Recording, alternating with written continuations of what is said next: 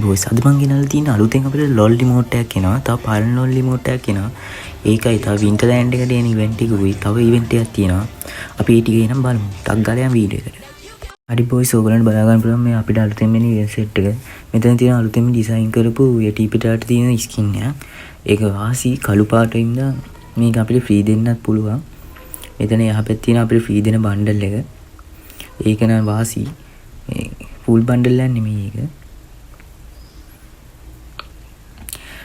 අපිට තව එහෙමම තියෙන අලුතෙන් ඩිසයින් කරපු ලූට් බොක්ස් එකක්. ඒකත් මේ සුපිරියා.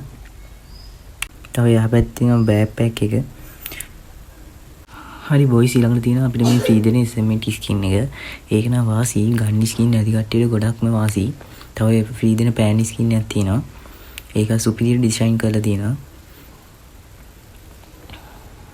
තව මේ තියෙන අපිට බෝල් එක මේක නම් ෆ්‍රී දෙන්නේ නැති වෙයි. ඒක සුපිරි. ඔන්න අපිට ෆ්‍රී දෙන රිමෝට් එක තියෙනවා. ඒකත් ඔයගොල්ලෝ ගන්න.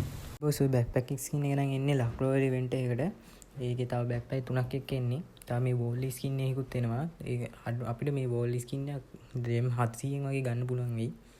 මෙන්න තියෙන අපිට තවත් එන්න තියෙන අලුත්ම ඉවෙන්ට් එකක්. මේකේ නම ට්‍රොපි කට් කියලා තමයි කියන්නේ. ඔන්න මේ තියෙන ඒකේ ට්‍රේල් එක. ඒකත් ලස්සනයි. සුපිරිය ඩිසයින් කරලා තියෙනවා. සර්වර් එකේ නේ ඉවෙන්ට් එකත් එක්ක තියෙන මේ තියෙන්නේ.